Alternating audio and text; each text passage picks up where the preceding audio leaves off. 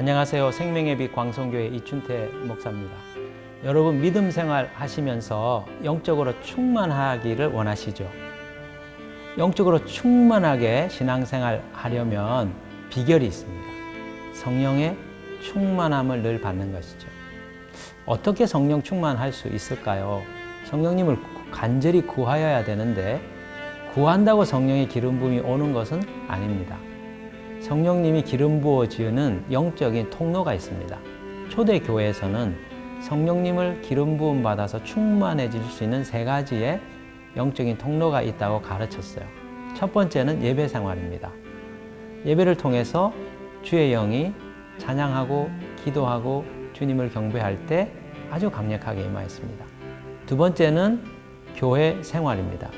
단순한 교회 생활이 아니고 하나님을 높이고 믿음의 형제 자매들이 서로 사귐의 교제를 나누는 성례전적인 모임 가운데 성령님이 부어진다는 것이죠. 세 번째는 하나님 나라의 사역에 동참할 때 성령의 기름 부음이 강하게 온다고 가르침을 줍니다. 코로나 시대에 함께 모여 예배 드리는 것이 어렵습니다.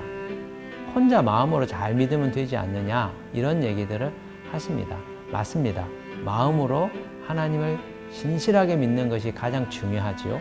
그런데 성령의 충만한 기름 부음을 받을 수 있는 하나님의 영적인 구조가 예배와 교회 활동들과 사역 속에 있기 때문에 주님은 교회를 향하여 이 일에 힘을 내라고 말씀하신 것입니다.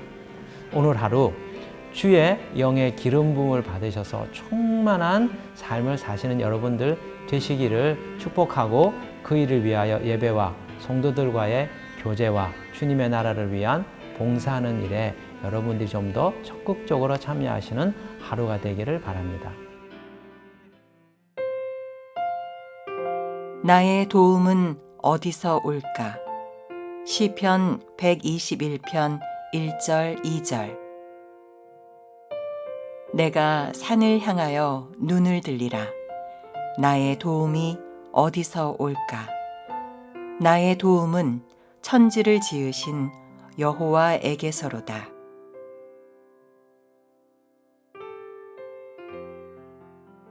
오늘 우리가 읽은 시편 121편의 말씀은 성전에 올라가는 노래 모음집 두 번째에 해당되는 말씀입니다. 이 시편에는 절대적인 하나님에 대한 신뢰를 고백하고 있는 시인의 그 마음, 신앙 고백이 담겨 있지요.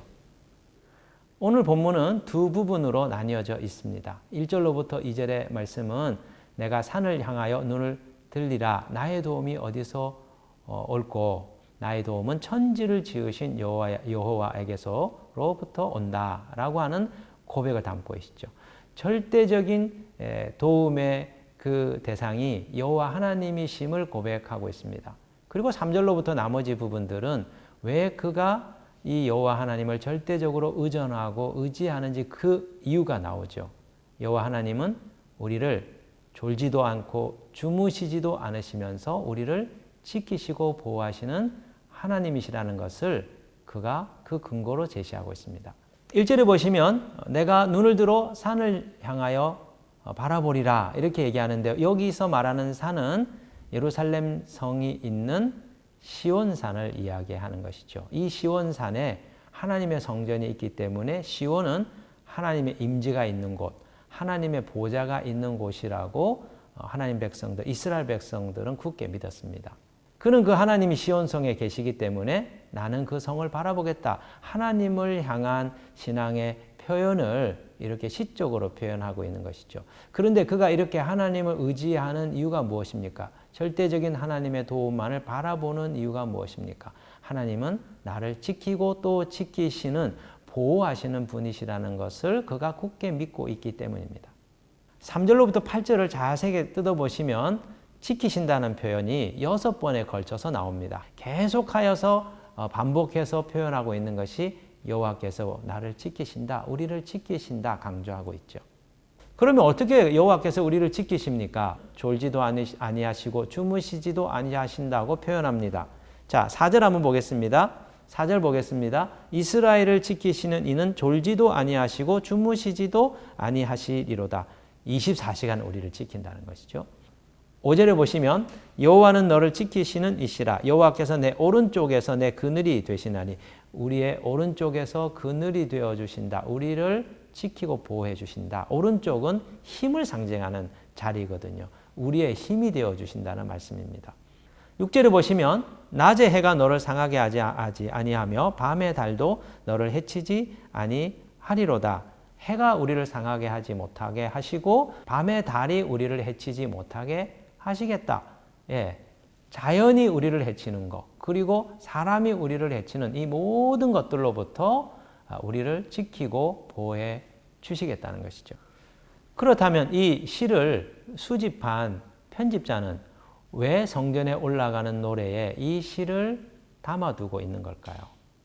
그 이유는 시편 120편과 연결되어 있습니다. 시편 120편은 우리가 이 땅에서 샬롬이 없는 상태, 나는 평화를 원하고 화평을 원하지만 우리 주변에 있는 자들 싸우려 하고 나는 그 가운데서 고통 가운데 있는데 내가 그 상황에서 피할 길이 무엇인가? 시온성에 계시는 여호와 하나님, 그분을 바라보고 절대적으로 그분의 도움을 의지하는 것, 이거 외에는 방법이 없다는 것이죠. 이것을 성전에 올라갈 때마다 기억하면서 그분께 부르짖고 그분의 도우심을 구하고 그분이 주무시지도 아니하시고 졸지도 아니하시는 분이심을 마음에 새기면서 내 마음에 있는 불안과 염려와 근심을 끊어내고 평강 가운데 다시 일상의 삶으로 돌아오도록 이 시를 읊조리고 노래 부르도록 배치를 한 것입니다. 여러분은 이 시를 읽으시면서 여러분의 마음은 어떻습니까? 저는 이 시를 읽을 때마다 그래, 나의 도움은 천지를 지으신 여호와께로부터 오는 것이지. 그래, 내가 지금까지 살고 여기까지 온 것이 그분의 도우심과 그분의 지키심과 그분의 보호하심이었지. 그 마음이 저의 영혼 안에서 샘솟아나는 것을 느끼게 됩니다. 우리 주님은 우리를 지키십니다.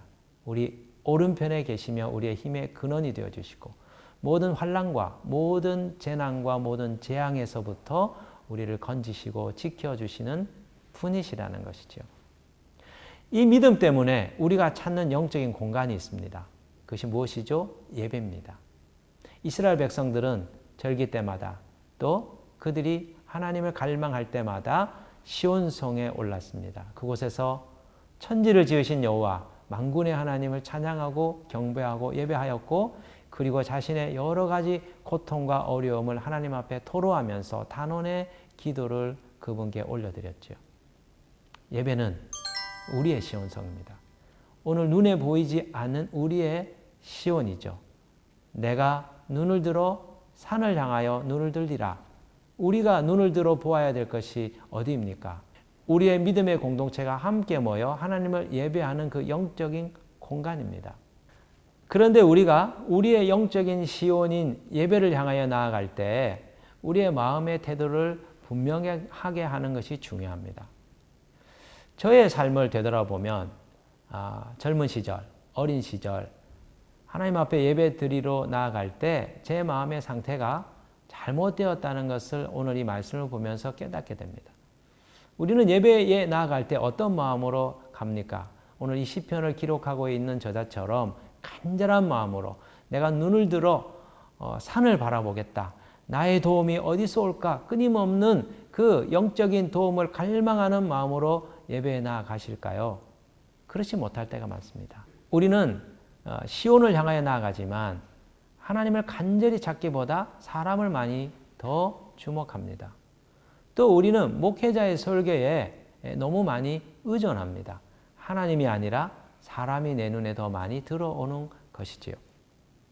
또 우리는 예배의 자리에 앉아 있지만 하나님을 생각하기보다 하나님을 간절히 찾기보다 세상의 염려와 근심과 여러 가지 복잡한 생각을 가득 안고 그저 멍한 채 예배에 앉아 있을 때가 많습니다.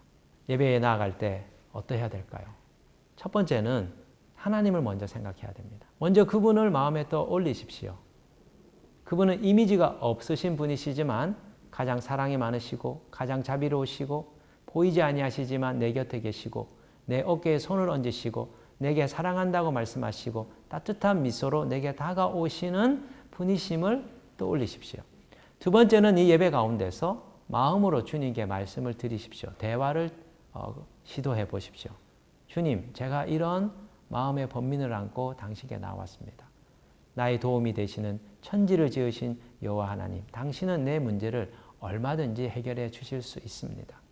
나는 이런 괴로움을 겪고 있고 저는 이런 위기 가운데 있습니다. 주님, 내 마음이 너무 공고합니다. 주님께 마음의 대화를 시도하는 것이죠. 또 세 번째, 우리가 예배 가운데서 주님께 은혜를 구하여야 합니다. 오늘 이 시편의 저자처럼 나의 도움은 당신으로부터 옵니다. 나를 도와주소서. 내 문제를 해결하여 주소서. 그분께 도움을 청하며 은혜를 구하는 것입니다. 네 번째, 우리가 해야 될 것은 한 주간의 일상을 되돌아보면서 주님과 친밀한 교제의 시간을 갖는 것입니다. 주님, 제가 이번 주에 이런 일이 있었습니다. 주님, 제가 이런 좋은 일을 겪었습니다. 하루의 일상들을 되돌아보면서 주님과 친구처럼 이야기하는 것입니다. 마지막 다섯 번째는 지난 주일 주님과 대화하고 주님께 간구하였고 주님으로부터 한 주간 동안 은총을 받았던 내용들을 되새기면서 하나님께 그것에 대하여 감사하고 또 다른 은혜를 구하는 그분과의 영적인 사귐의 시간을 갖는 것이죠. 예배는 단순히 형식적인 절차에 따라서 치루어내는 숙제나 과제가 아닙니다. 예배는 천지를 지으신 여호와를 만나고 그분 안에서 그 도우심을 구하는 영적인 인카운터, 만남의 공간인 것이기 때문이죠. 사랑하는 형제, 자매 여러분, 여러분은 시온을 찾고 계십니까? 여러분의 시온이 여러분의 영혼 속에 있다는 것을 아십니까? 주님이 영적인 시온을 오늘 우리 교회 공동체를 통하여 우리 곁에 주님이 세워두셨다는 사실을 아십니까? 이 시온을 향하여 우리 함께 나아가기를 원합니다. 오늘 하루 주님을 바라보며 눈을 들어 그분을 바라보게 되는 나의 시온 가운데 거하게 되는 복된 날이 되기를 주님의 이름으로 축복합니다.